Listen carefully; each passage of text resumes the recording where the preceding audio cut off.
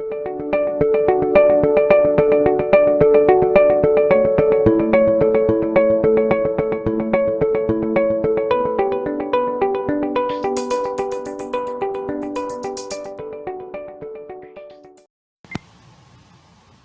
everybody, Meg Young here, talking to you tips and tricks to help you stay in control and feel a sense of normalcy and security especially during this pandemic time. I'm making some very short videos to help you through this and to give you some skills. I wonder which ones you've been using this week and which ones have been helpful to you.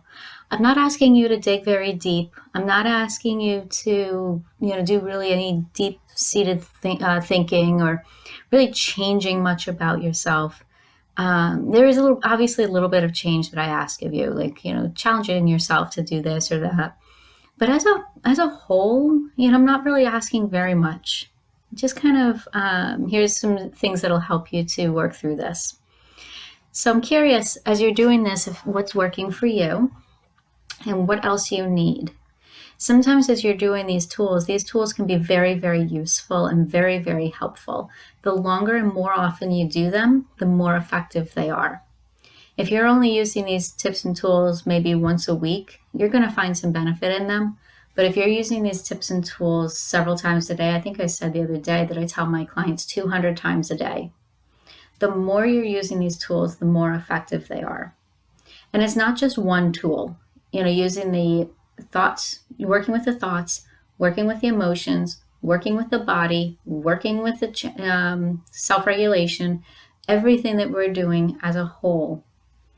You are built up of so many different parts, and your mind is built up of so many different parts that only working on one part is going to be beneficial, but working on all of the parts at the same time is going to be more beneficial. Yesterday, I talked about the acceptance of differing opinions, and today I wanted to go a little bit more into that. I said yesterday that thoughts and emotions are pretty connected, right? So the first thing that often happens for us is we feel an emotion.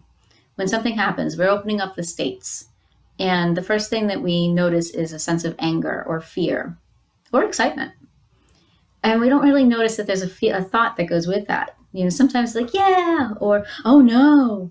But a little bit deeper than that, we don't really know what that is. Sometimes we do. I'm just one example is COVID. There's so many experiences throughout our day that lead us to emotions. Those emotions are always coming from a thought. It does not go the other way around. There's an event, and there's a thought, and there's an emotion, and there's a reaction. So what we want to do is we want to go back to that thought. That thought is coming from, or the emotion based on that thought is coming from, the emotion based on that thought is coming from the interpretation of that event. What does that mean to me, for me, about me? So at COVID-19, they're opening up the states. What does that mean? I might get sick. I might die. And if that's the case, I'm going to feel more scared. What does it mean the states are opening up?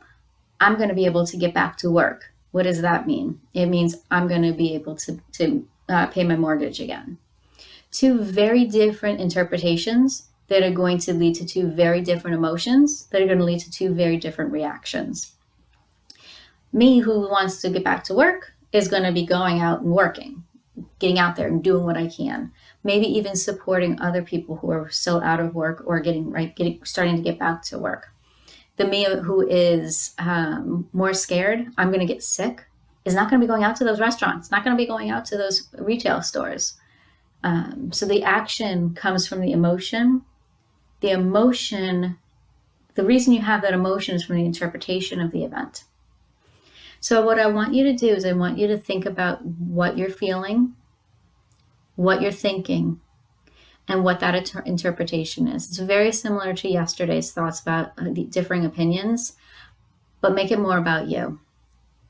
Every time that you have an emotion or a feeling about something, you feel a certain way, ask yourself why you're feeling that. What is the thought? And what is the interpretation? An example I like to give is derogatory terms in our culture, they're derogatory because of the interpretation of them. There are certain words that don't even translate to other languages. That word is not a word in another language. It literally does not translate into anything. And if that's the case, then is the word really the problem, or is the interpretation of the word the problem?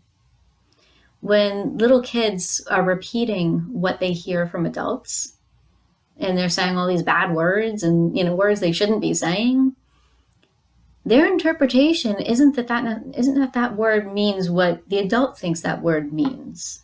It takes a little bit of time for them to connect. This word means this.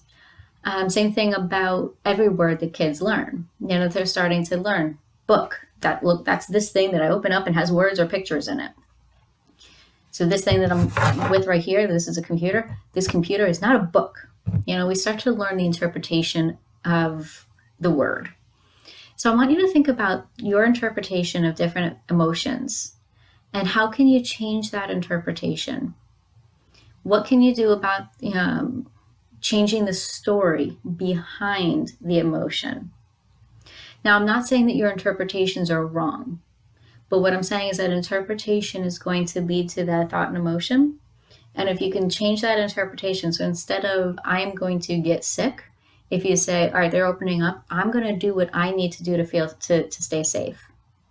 I'm going to interpret it that way. Instead of saying, I'm going to get sick, I'm going to do what I need to do to stay safe. When you say it that way, then you start to feel more in control and you don't have that same feeling of fear.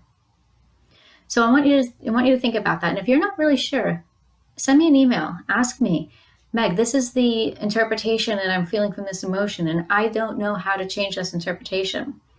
We'll work on it together. I'll give you some tips and I'll see what I can do to help you change that interpretation. All right? Changing your interpretation will change your feeling. And when you change your feeling, you're more likely to feel in control and safe. All right, thank you so much. I look forward to talking to you guys on Friday.